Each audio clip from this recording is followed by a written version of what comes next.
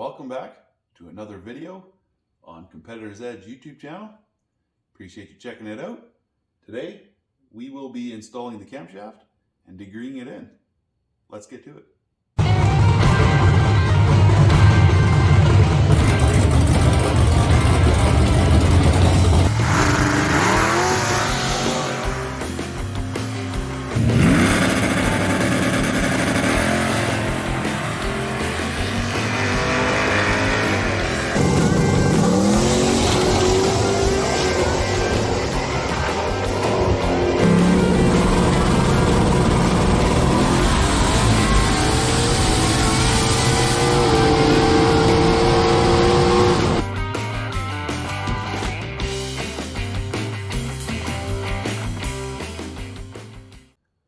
Alright, so the first thing we're going to do is install the camshaft, but a couple tips before we do.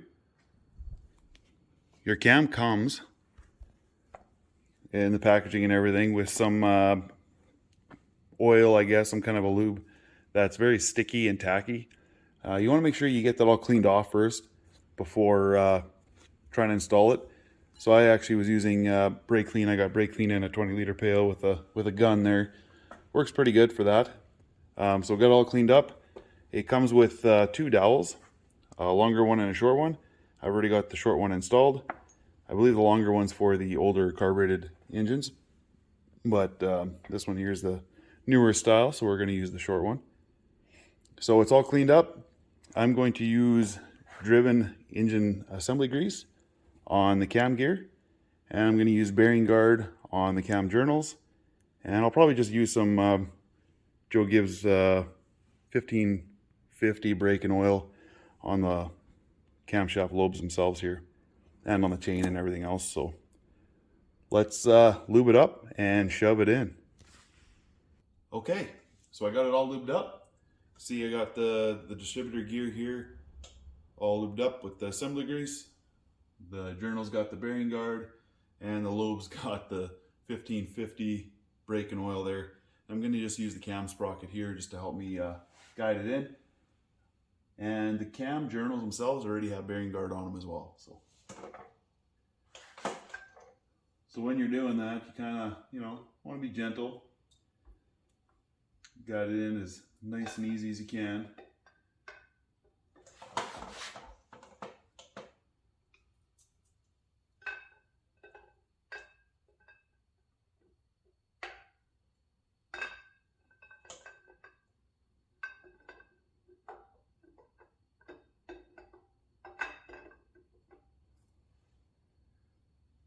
There we go. We are in.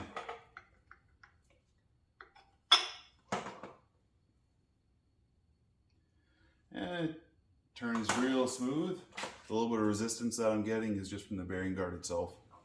So next I'm going to install the cam blocking plate and get that torqued down.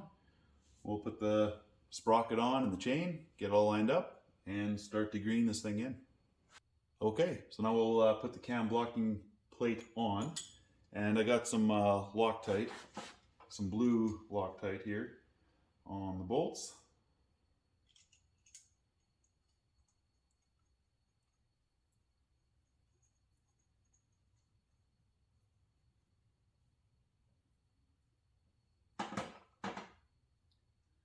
And these will get torqued down to 120 inch-pounds.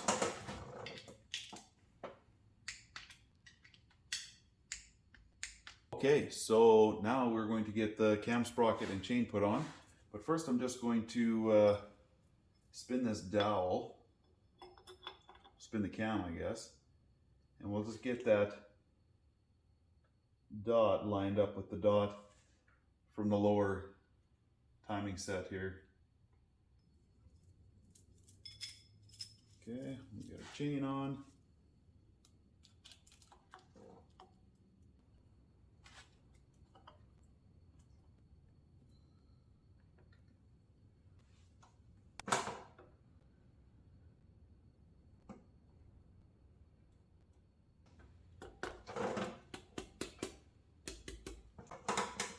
What I had to do was actually slide the lower sprocket out put the chain around, line it up, and push it in together, and just kind of tap it in with the mallet. Just kind of tap it all on together because it's on there. So we'll get this bolt in there, we'll torque it down. It'll be 40 or 45 foot-pounds. I'm also putting some blue Loctite on this one as well.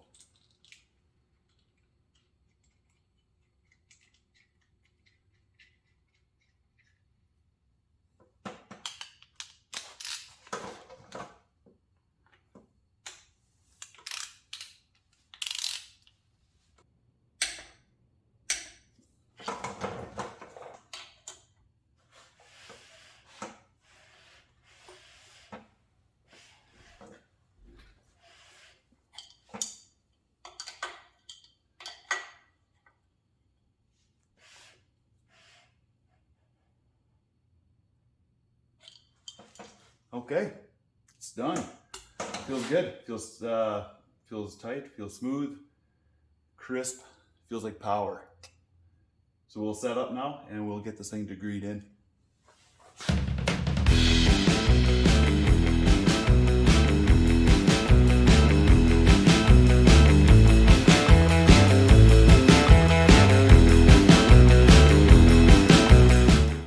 So as you can see, we got everything set up. We are going to be degreeing the camshaft in using the intake centerline method. So basically we're going to find the intake valve lobe centerline and see where it correlates to the crankshaft in degrees to see if it's timed properly. Make sure it's all ground properly, I guess. So first step is you need to make sure that you're on top dead center on your degree wheel. So in order to find that, we have to set up a dial indicator for on the piston here, and you want it set up in the center and basically a straight shot kind of lined up with your connecting rod. And you want it in the center because it's lined up with your wrist pin then. That's kind of the pivot point, so you should get a true reading versus if you did it at the ends, top or bottom, the piston can kind of rock a little bit in the bore. So you want it in the center. So first thing, you want to get close, like rough top dead center. And once you think you got it pretty close, you set up your dial indicator, you get your mark to 0, and then what you want to do is you want to roll it back past 50 thou, and then come into it to 50 thou before top dead center, make a mark on the balancer or on the degree wheel, and then roll up to where top dead center is, and your indicator will go up to 0, close to, and then come back down and get to 50 thousandths on the other side. And you mark those two spots on your degree wheel, and the center of those two marks is true top dead center. So we'll do that here. So for a small block Chevy and stuff, I actually have a socket that slips over the snout, and it's got a fancy locking nut on the end. You put your degree wheel on, lock it up, and then you can turn it with a long bar, like a breaker bar or something. I don't have that for the Ford yet, so I'm just using the factory bolt, and I'm gonna use a crescent wrench on the crank snout on the other side, and it basically just kind of grips onto the keyway and lets me turn it over that way. That way I'm not messing up the wheel here trying to turn on the bolt itself. So we're gonna do it that way. So I'm just gonna turn it backwards. And we're past the 50 thou, so we dropped enough. And we're gonna bring it up to 50 thou on the dial indicator. And that's very close. So we are at 13 degrees.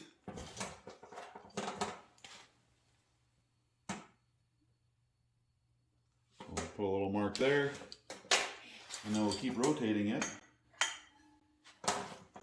So you see the indicator come up to close to 0, and then we'll come back down to 50 thou.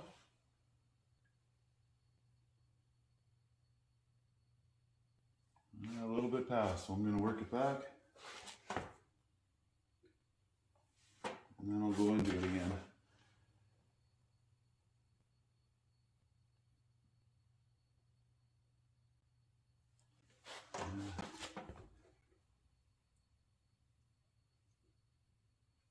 I want to go past and roll into it just to take the slop out of the timing set if there is any.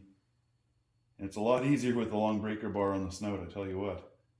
The crescent wrench is a little bit short. So that gets us to 10 degrees right here. So the difference between the two is 3 degrees. So we have 10 degrees on this side and we had 13 degrees on this side. So we'll take that difference of 3 degrees, we'll cut it in half, and I'll move the degree wheel over 1.5 degrees, and that should get us true top dead center. Okay, so now we will just double check it to see where we're at.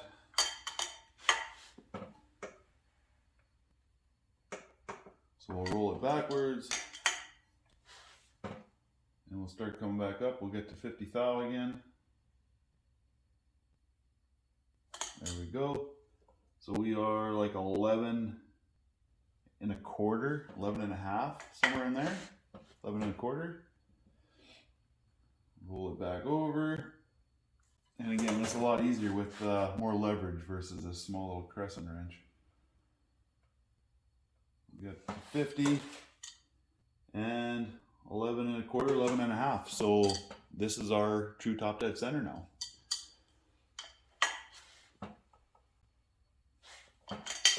Right there. Okay, so this is our true top dead center now. Perfect. Now what I'll do is I'll get some lifters, the intake and exhaust, I'll put them in and set up the dial indicator onto those, and then we will see where the intake center line lines up with the crankshaft. Okay, so as you can see, I got it all set up on the intake lobe here now. I got the lifter in there, and I got the longer bar here, extender bar here to the dial indicator. And what we want to do is now we want to find top dead center on the intake lobe on the cam profile there. So to do that, we're going to use the same method we used on finding top dead center for the piston. Only instead of using 50 thou degrees, I'm going to use, or lift I guess on the dial indicator, I'm going to use about 20 thou. So we'll try that and see what we come up with here.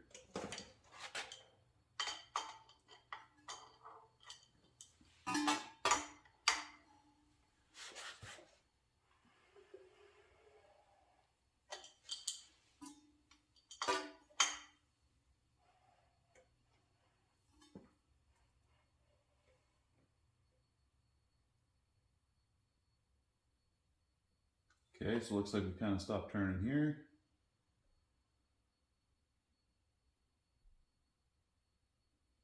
All right, so I'm going to go backwards. So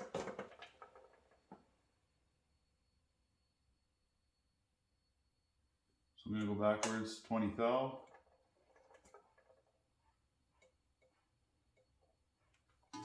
Actually, I'll go a little bit past and then I'll roll into it.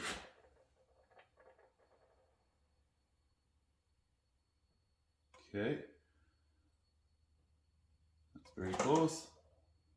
So we are at 75. So I will make a mark here. And we will keep it going.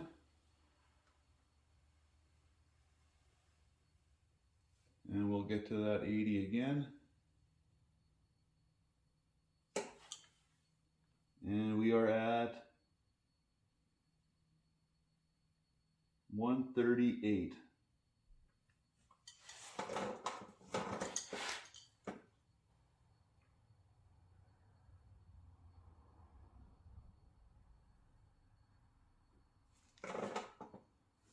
Sorry, I'm at 134. If I add the two up, we get 75 and 134. We get 209. So 209 divided by 2 to get the average.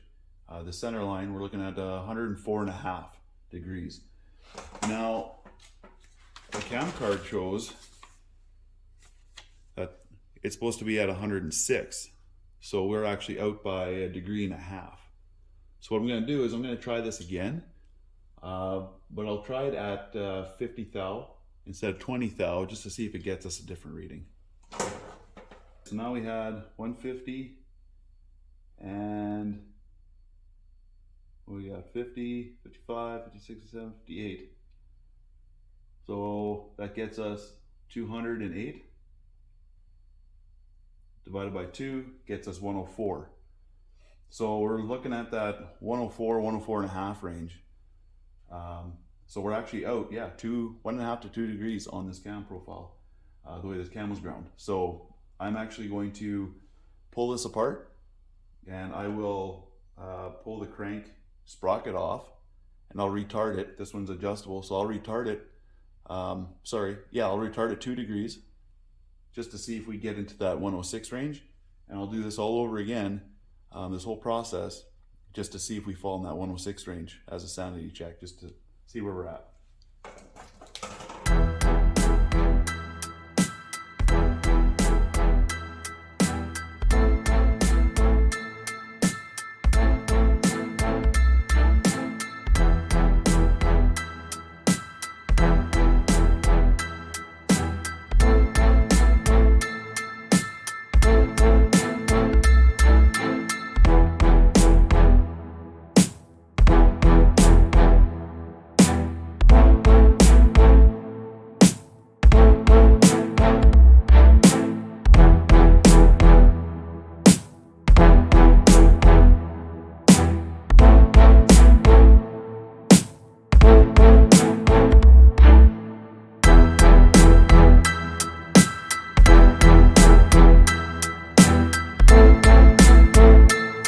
Okay, well guys, as you saw, I redid everything. I rotated the crank sprocket, moved it to 2 degrees retarded, and rechecked it, dialed everything in, found top dead center again, found it on the intake lobe here, and I'm getting, before I was getting 104, 104 and a half, now I'm getting 106 and a half to 106 and 3/4.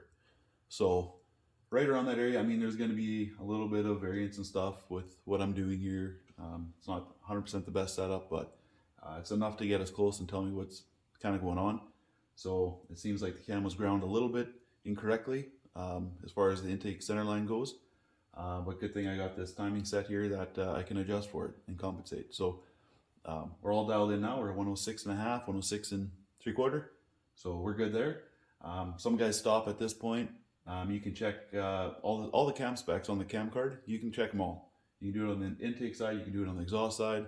I might run through, I don't know, maybe the duration at 50 thousandths lift and try that, see what it looks like. Double check the lobe lift itself to see if that matches up. You know, those are all things you can check, but let's see how far I go here. All right, so let's go ahead and check the duration at 50 thousandths lift. So basically we got the lifter sitting on the base of the cam, not on the lobe, and we got it zeroed out. So we're going to turn it over now to 50 thousandths lift. We'll mark it on the degree wheel and we'll rotate it until it's on the way down at 50 thousandths, and we'll count the degrees of duration. Degrees, that's a hard word to say, guys.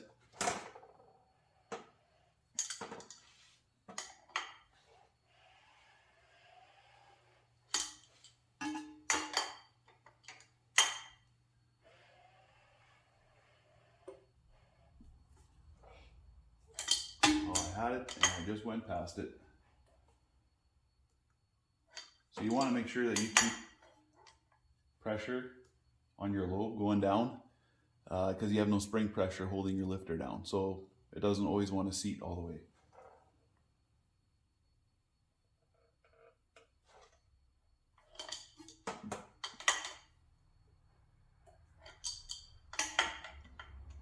You see that, how I just moved it back and it didn't follow?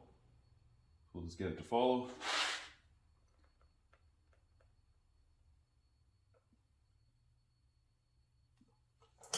Okay.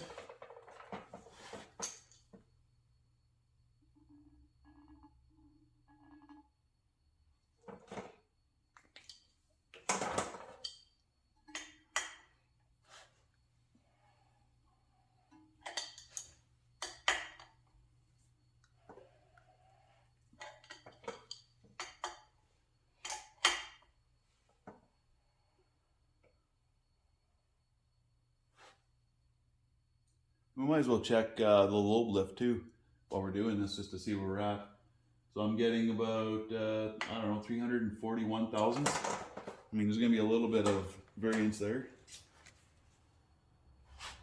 341 thousandths, and the cam card shows 347 thousandths. So that's pretty close.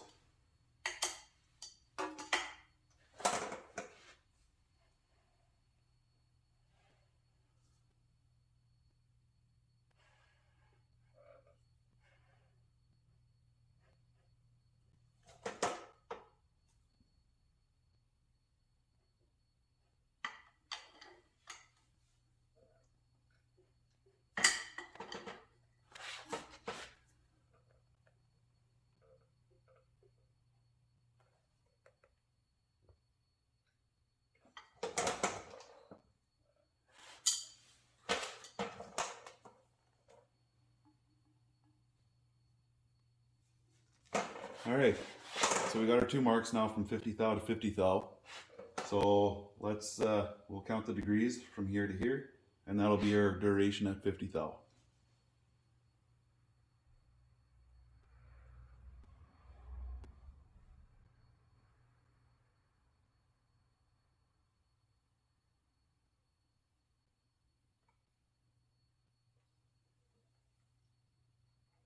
And I'm about 235 degrees. And cam card says 236. So that's really tight. So we're good there as well. We learned a few things. We learned that comp cams can't grind a camshaft perfectly every time. We learned the importance of needing a degree wheel and setup to degree in your camshaft to make sure it's all lined up where it's supposed to be. And this is great, because a lot of the videos that you see on YouTube, or a lot of them that I've watched on YouTube anyways in the past, they always work. They're always within half a degree or something, right? This isn't the first time that I've had a camshaft be out of time versus what the cam card said it's supposed to be at. So, you know, there's definitely an importance to this step to degree them in. So hopefully, you know, hopefully we learned something. You guys learned something. Hopefully I added some value to your day. And yeah, we'll cut it off there. Appreciate you guys watching. Take care.